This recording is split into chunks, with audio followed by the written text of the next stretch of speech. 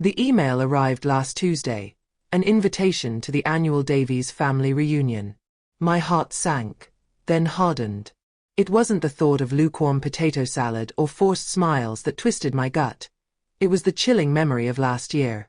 "You're barely a blip on our radar, Maya," my mother had sneered, her eyes raking over my thrift store dress. "Just accept you'll never amount to anything." My older brother, Liam, had snickered. "Yeah, why are you even here?" "To embarrass us." Their words, sharp and precise, cut deeper than any knife.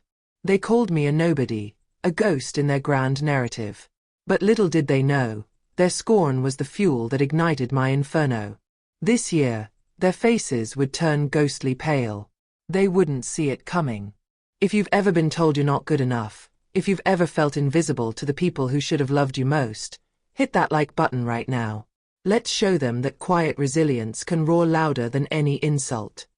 Growing up, our house was a stage, and I was always cast as the understudy who never got to perform. Liam, my older brother, was the golden boy, the star. His every mediocre achievement was celebrated with parades and accolades, while my genuine successes were met with a dismissive wave or worse, a patronizing pat on the head. From the earliest age, I understood my place.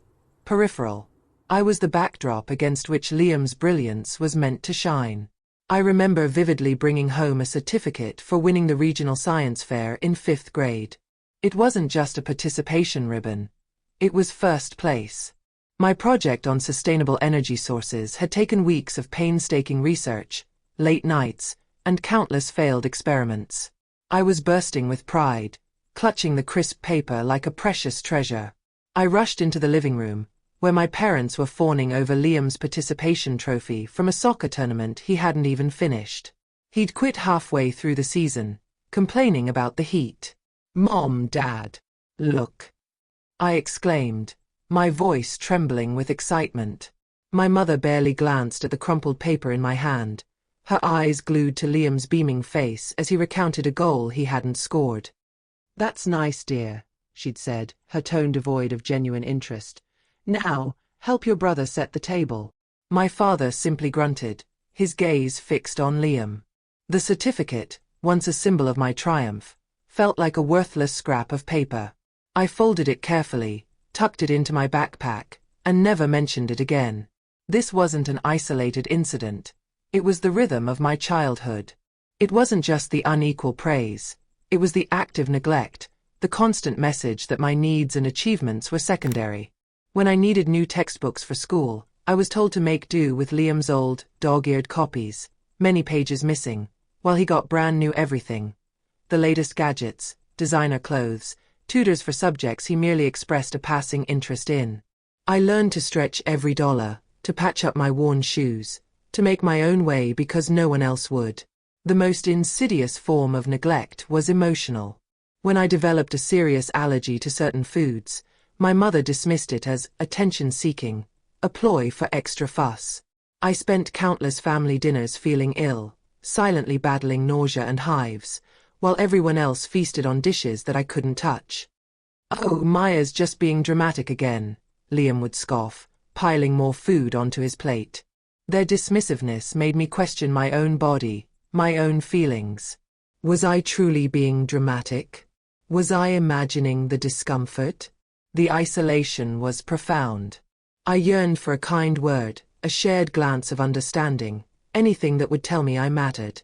Instead, I got indifference, a chilling silence that spoke volumes louder than any harsh word. I craved their approval like a starving person craves food, but it was a hunger that was never sated. I poured myself into my studies, hoping academic excellence would finally crack open the door to their hearts. I excelled in math, science, and even debated, hoping a scholarship or an award would finally force them to see me. But each achievement was met with the same lukewarm response, the same dismissive pat on the head, or the familiar comparison to Liam, who, despite his mediocrity, was always held up as the gold standard. My internal struggle was a constant battle against the feeling of invisibility. I'd look in the mirror and wonder if I even existed outside of their shadow. There were moments of despair, where I truly believed their narrative, that I was destined for nothing. But beneath the yearning for their approval, A quiet fire began to flicker. A growing determination to prove my worth, not to them, but to myself. I would build a life so undeniably successful, so profoundly independent, that their neglect would become their deepest regret. I would never again beg for their approval. I would earn my own. The true breaking point, the moment that solidified my resolve, came when I was 18. I had poured my heart and soul into my application to the University of California, Berkeley's prestigious engineering program. It was a long shot, I knew, but I had a near-perfect GPA, stellar recommendations from my science teachers who actually saw my potential, and a passion for problem-solving that burned brighter than anything. When the acceptance letter arrived, accompanied by a notification of a partial scholarship covering a significant portion of the tuition, I was ecstatic. This was it.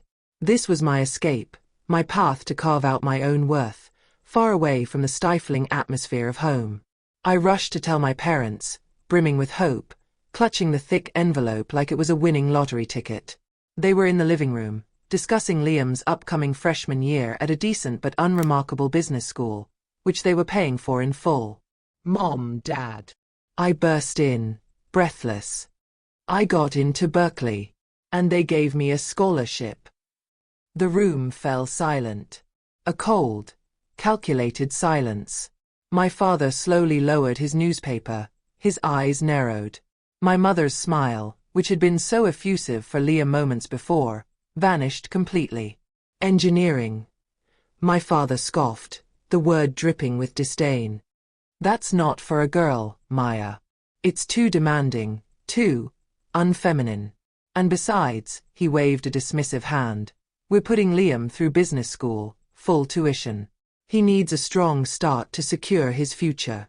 We can't afford 2 university tuitions, especially for something as impractical as engineering for a girl." My partial scholarship, my hard work, my dreams, all were brushed aside for Liam's perceived, brighter future.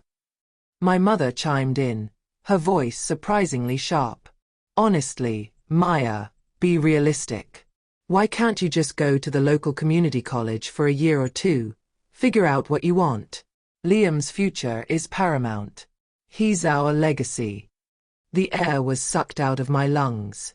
It wasn't just the words, it was the casual cruelty, the complete disregard for my aspirations. My scholarship, which was a testament to my academic prowess, was treated as if it were nothing. Their denial wasn't about finances. It was about control, about their deeply ingrained favoritism, about their inability to see any value in me beyond how I served their narrative. That night, I cried until my eyes were raw and swollen, the kind of guttural sobs that tear through your chest. Every insult, every slight, every moment of neglect from my childhood played on a loop in my mind. The bitterness was a physical ache. But amidst the tears, something snapped. A quiet, burning resolve ignited within me. It wasn't just about proving them wrong anymore. It was about self-preservation. I wouldn't just build a life. I would build an fortress.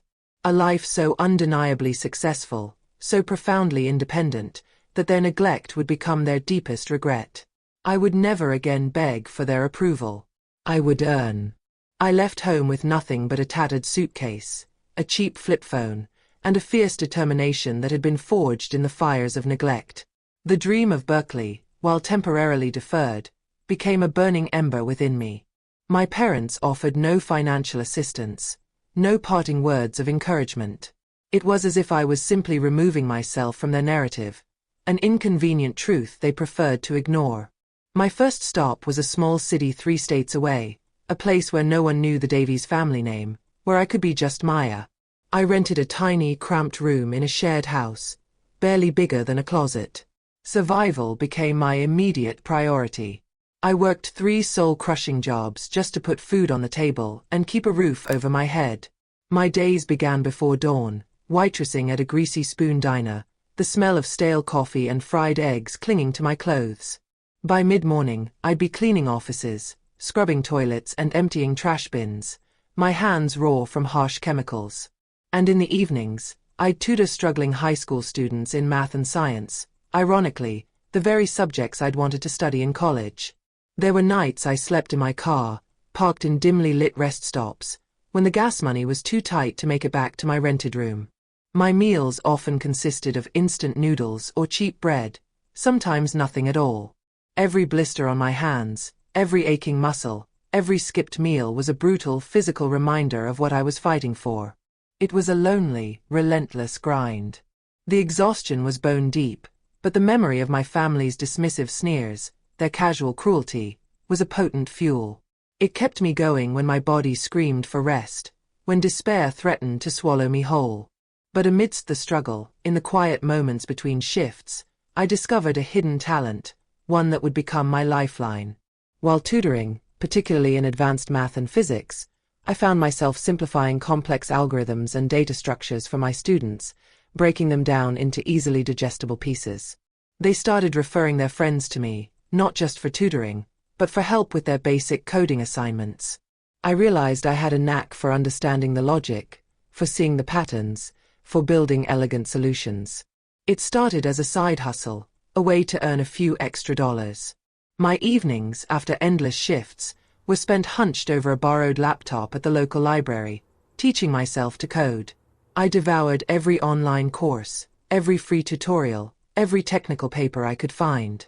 Python, Java, C++. I immersed myself in the languages of the digital world. Sleep became a luxury I couldn't afford, often catching just a few hours before starting another grueling day. My fingers ached from typing, my eyes burned from staring at the screen, but a thrill of discovery, a sense of purpose, pulsed through me. This wasn't just a job. It was a passion. It was where my mind truly soared, unburdened by judgment or expectation. It was during this period, hunched over a library computer, that fate intervened in the form of Professor Anya Sharma. She was a brilliant, eccentric computer science professor at the local community college, renowned for her unconventional teaching methods and her sharp eye for raw talent. She often frequented the library, meticulously scanning the rows of students. One evening, she stopped beside my desk, observing me as I debugged a particularly tricky piece of code. I was so engrossed, I didn't even notice her until she cleared her throat. "Interesting approach, young lady," she said, her voice a deep, resonant rumble. "Most people would have given up on that bug hours ago." I looked up, startled, my heart pounding. I explained my process, my self-taught methods, my struggles. She listened, her dark eyes sparkling with an intensity that made me feel truly seen for the first time. She became my mentor, not just teaching me about advanced algorithms and network architecture, but about resilience, about believing in my own intellect, about embracing my unique way of thinking. "Maya," she'd say, her eyes twinkling, "your mind is a supernova. Don't let anyone dim your light. The world needs your kind of brilliance." Her unwavering support, her belief in me, was a lifeline, pulling me from the depths of self-doubt. She helped me secure a scholarship to the very community college she taught at, allowing me to finally pursue formal education in computer science. Through Professor Sharma, I also found my chosen family. There was Sarah, a fellow student at the community college, who shared my relentless drive and dreams of independence. We bonded over late-night study sessions fueled by cheap coffee and shared ambitions. She became my confidant, a sister I never had. And then there was Ben, a quiet but incredibly skilled freelance developer, a few years older than me, whom I met through a coding meetup. He possessed an almost zen-like patience and an encyclopedic knowledge of software architecture. He recognized my raw talent and became my first collaborator, working on small projects together. Later, he would become my partner in building what would become my empire. They saw me, truly saw me, and their belief fueled me in ways my blood family never could. They were the supportive, unconditional presence I had always yearned for. Meanwhile, my blood family remained blissfully ignorant of my burgeoning success. When I occasionally called home, usually just to check in on Aunt Carol, the only family member who had ever shown me a flicker of genuine warmth, I was met with the same condescension, the same casual dismissal. "Still doing those little computer things, Maya?" my mother would say, her voice laced with thinly veiled amusement, as if I were tinkering with toy robots. "Liam just closed a major deal for his firm, you know. He's really making something of himself." He's looking at buying a new luxury car next month. They'd boast about Liam's promotions, his ever-increasing salary, his big house, which I later discreetly confirmed was still just a rental. Completely oblivious to the late nights, the sacrifices, the groundbreaking algorithms I was developing in my cramped apartment, or later, my small, rented office space. They didn't care to ask, didn't care to know. Their dismissiveness was a constant, dull ache, but it also became a powerful motivator. It was a reminder of why I was doing this. The Davies family reunion emails kept coming, year after year, each one a fresh invitation to be belittled, to be reminded of my supposed inadequacy. And with each invitation, my plan solidified. It wouldn't be about vengeance, not truly. It would be about validation. My validation, on my own terms. My journey had been long, arduous, and fiercely independent. And soon the world and my family would see the fruits of that labor. As Ascendant Solutions grew from a small freelance operation to a burgeoning startup, the stakes got higher, and the challenges more intense. I dove into the world of venture capital, pitching my vision for secure, decentralized data management to skeptical investors. There were countless rejections, doors slammed in my face, and condescending remarks from men who couldn't fathom a young woman leading a tech revolution. But each no only fueled my resolve. Professor Sharma's unwavering faith, Sarah's tireless support in managing operations, and Ben's brilliant technical mind were my bedrock. We were a lean, mean, determined machine, working out of a tiny garage office, surviving on ramen noodles and pure ambition. We faced immense pressure. Competitors tried to steal our ideas, larger corporations attempted to buy us out for a pittance, and the financial strain was often overwhelming. There were moments I doubted everything, moments I felt the old insecurities creeping back in, whispering that my family had been right all along. But then I'd remember my mother's sneer, Liam's dismissive laughter, my father's cold rejection of my dreams. That memory was a powerful antidote to despair. It reminded me what I was fighting for. Not just success, but vindication. Not just wealth, but freedom. The major breakthrough came after nearly 5 years of relentless effort. We secured a crucial government contract for secure communication infrastructure, a project that put Ascendant Solutions on the map. This wasn't just a big contract, it was a validation of our technology, our vision, and our tireless work ethic. From there, the growth was exponential. We expanded rapidly, acquiring smaller tech firms, attracting top talent, and developing groundbreaking solutions that truly revolutionized how businesses protected their data.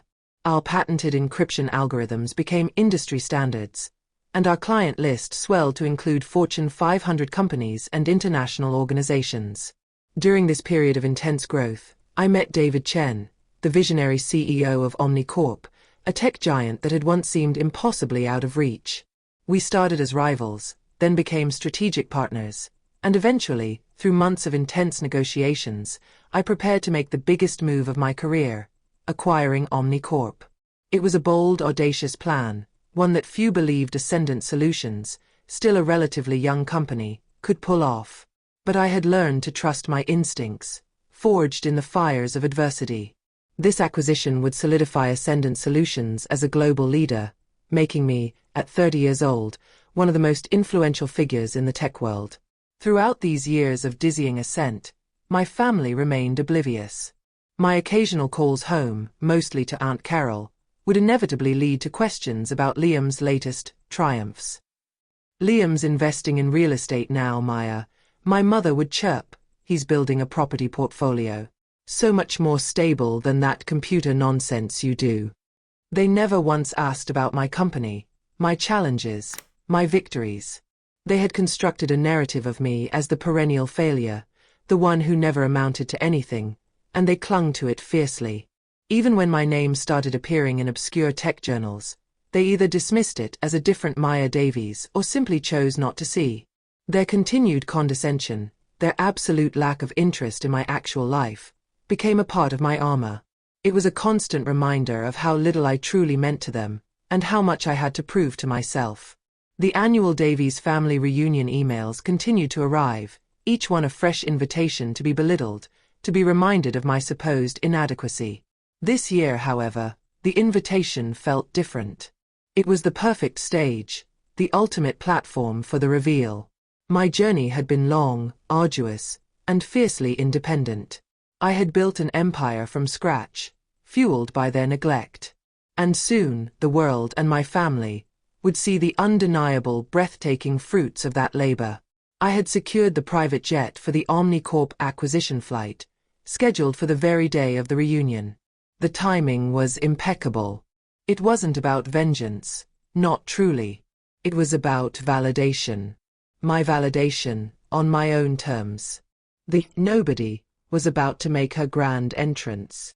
The annual Davies family reunion was always held at my Aunt Carol's sprawling estate, a place synonymous with my family's perceived grandeur and their carefully curated image of success. This year, the air was thick with the usual blend of smug self-congratulation and thinly veiled judgment. I arrived deliberately late, stepping out of a sleek black limousine that had quietly pulled up to the estate's entrance. The chauffeur opened the door, and I emerged, dressed not in a thrift store dress, but in a tailored, impeccably cut power suit, a quiet statement of my transformation. My family, gathered on the manicured lawn, paused their chatter, their heads turning as a ripple of curiosity, then recognition, spread through the crowd. My mother, noticing me, offered a tight, insincere smile, her eyes darting to the expensive car. "Maya, dear, you actually made it. Did you get a ride from a client?" The unspoken, "because you certainly couldn't afford one," hung heavy in the air, a familiar, dismissive echo of the past. Liam, my older brother, ever the grandstanding elder, swaggered over, a smirk plastered across his face. He was dressed in an expensive but ill-fitting suit that screamed, "trying too hard." "Look who finally graced us with her presence," he drawled, surveying me with a practiced, belittling gaze. "Still struggling to make ends meet, I assume? Don't worry, Maya, I might have some leftover odd jobs for you at my firm. Data entry, perhaps? We could always use cheap labor." His words were designed to put me back in my place, to reinforce the narrative they had so carefully constructed for me. My father, who had just finished boasting about Liam's supposed latest investment opportunity, finally caught my eye. His initial glance was one of mild annoyance, quickly replaced by a flicker of surprise at my attire. "Maya," he said, his tone still condescending, "you look presentable. Perhaps you've finally found a decent job." I looked at them, my heart surprisingly calm. The years of striving, the quiet resilience, had forged an unbreakable inner strength. I simply smiled, a genuine, serene smile that held no trace of the hurt they had inflicted. "Actually, Liam, Dad," I said, my voice calm but with an undeniable edge they didn't recognize, "I'm doing quite well. In fact, I'm here for a very important meeting." Just then, a low hum began to fill the air, growing steadily louder, a deep thrumming that vibrated through the ground. Conversations died down as everyone craned their necks towards the sky. A shadow, vast and imposing, fell over the entire lawn. Gasps rippled through the crowd as a massive, gleaming white private jet, sleek and powerful, descended from the heavens. Its engines roared softly, a controlled whisper of immense power, before it touched down with an almost imperceptible bump on the expansive field adjacent to Aunt Carol's property, a field usually reserved for amateur croquet and garden parties. The landing gear extended with a hiss, and the magnificent aircraft glided to a stop, its presence dominating the landscape. A collective gasp swept through the reunion. My family's faces, usually composed and smug with their perceived superiority, began to unravel in real time. My mother's jaw dropped, her eyes wide with a mixture of confusion and disbelief. My father's usually stern expression dissolved into utter bewilderment, his eyes darting between me and the opulent aircraft. Liam, who had always thrived on being the center of attention, crumpled slightly, his shoulders slumping, his face a mask of shock. But, he stammered, his mouth opening and closing without sound. The jet's door hissed open, and a figure emerged from the fuselage, a distinguished gentleman in a sharp, impeccably tailored suit, followed by two assistants, all carrying sleek leather briefcases. He walked purposefully across the field towards me, his stride confident and his face alight with a respectful smile. "Mrs. Davies," he said, his voice carrying clearly across the stunned, silent lawn, every word cutting through the disbelief like a laser. "I trust your journey was comfortable? We're ready for the board meeting whenever you are. The acquisition documents are all prepared for your final signature." My mother finally found her voice, though it was barely a whisper. "Ms. Davies? Acquisition? What in the world is going on, Maya?" Her eyes, wide and bewildered, finally fixed on me, truly seeing me for the first time. I turned to my family, a small, knowing smile playing on my lips. The smile wasn't triumphant, but deeply satisfying. "Oh, this." I gestured casually towards the private jet, a subtle sweep of my hand encompassing its immense presence. "This is the new corporate jet for my company, Ascendant Solutions. We just finalized the acquisition of Omnicorp this morning.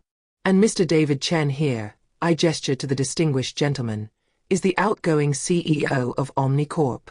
He's here to finalize the transition." Mr. Chen nodded, his gaze sweeping over my stunned family. Indeed, Ms. Davies' vision and technological advancements are truly revolutionizing the industry. Her firm, Ascendant Solutions, is now the undisputed leading force in secure data management globally.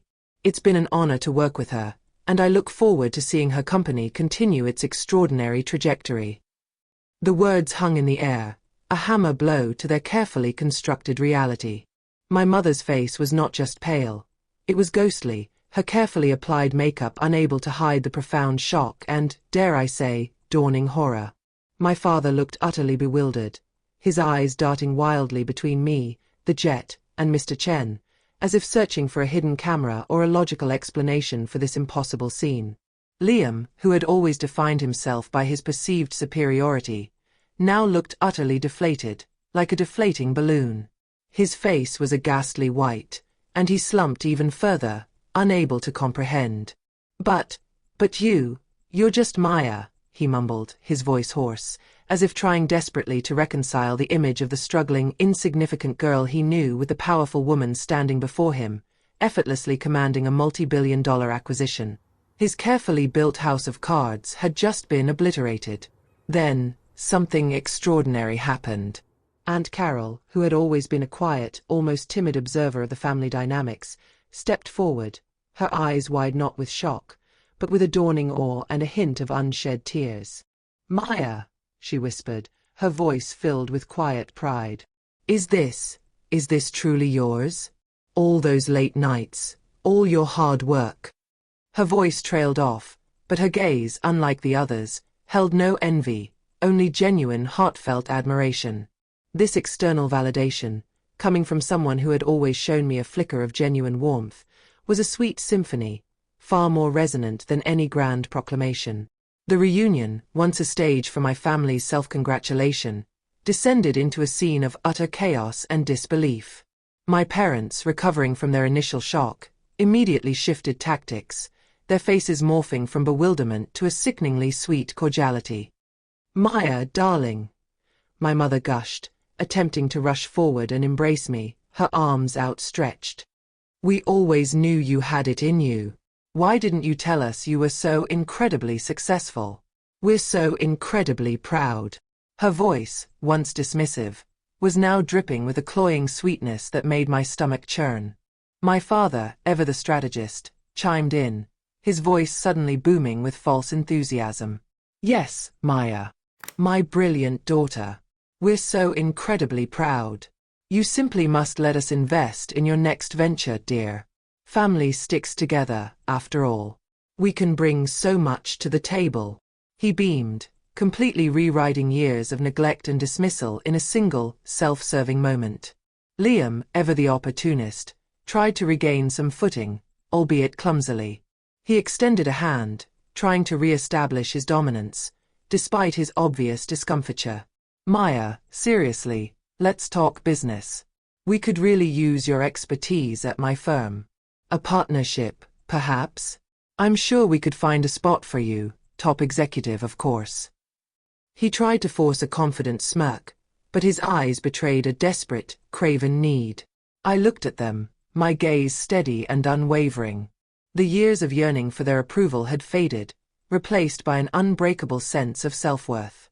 "I told you," I said, my voice firm and clear, cutting through their hollow words. "I told you about my aspirations, about my hard work, about my dreams. You just weren't listening. You were too busy telling me I was nothing, that I was impractical, that Liam was your legacy. You chose to ignore me, to belittle me, to deny me the basic support any child deserves. As for investments or partnerships," I continued, meeting Liam's desperate gaze, "thank you but no. I built this empire on my own, brick by grueling brick, without your support, without your belief, and certainly without your condescending, odd jobs. My family in this endeavor was Professor Sharma, Sarah, Ben, and every single person who believed in me when you didn't. They are the ones who share in this triumph." I turned to Aunt Carol, whose eyes were still glistening with genuine tears of pride. "Aunt Carol," I said softly, "thank you for always being kind. You were the only one who ever truly saw me. I'd love to have you visit my new headquarters soon. I'll send the company jet for you." Her face lit up, a pure, unadulterated joy that sharply contrasted with the raw greed and shock on my parents' faces. The shift in dynamics within the wider family was instantaneous and absolute. Many distant relatives, who had previously ignored me or treated me as an afterthought, now approached with genuine admiration, some even offering sincere apologies for their past blindness.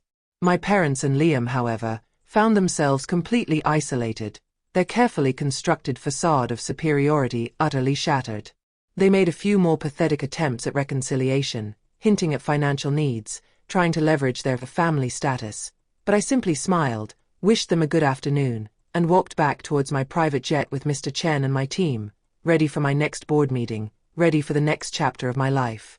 My life continued to flourish, unbounded by their limited expectations. Ascendant Solutions became a household name, synonymous with innovation and integrity. I expanded into new markets, constantly pushing the boundaries of technological advancement. My chosen family, Professor Sharma, Sarah, and Ben, became integral parts of my life and my business. They were present for every milestone, every celebration, their joy for my success genuine and unconditional. We built a company culture based on mutual respect, merit, and unwavering support, everything my childhood lacked. I learned that true family isn't about blood. It's about belief, about support, about shared values. The emotional scars from my childhood slowly began to heal, replaced by a profound sense of peace, self-worth, and liberation. I no longer craved their approval, because I had found my own. My greatest victory wasn't the private jet or the billion-dollar company. It was the quiet, undeniable truth that I, Maya Davies, the nobody, had built a life more rich, more meaningful, and more genuinely successful than anything they could have ever imagined for themselves. My story isn't just about a private jet or a successful company.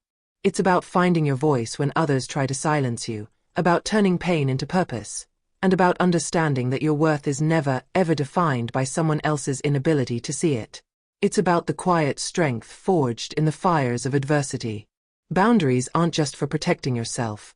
They're for defining who you are and who you allow into your sacred space. If you're out there feeling undervalued, overlooked, or dismissed by the very people who should lift you up, remember this. The fire that fuels your ambition can come from the coldest neglect. Don't let anyone dim your light. Believe in your supernova. Build your own empire, whatever that looks like for you, whether it's a business, a family, a passion, or a life lived authentically. Your resilience is your superpower. If this story resonated with you, if you've ever felt like the nobody who became somebody, share your own story in the comments below. What was your last straw? What fueled your journey? Hit that like button, and subscribe to this channel for more stories of resilience, vindication, and powerful transformation. And please, share this video with someone who needs to hear it, someone who needs to be reminded of their own incredible strength and worth.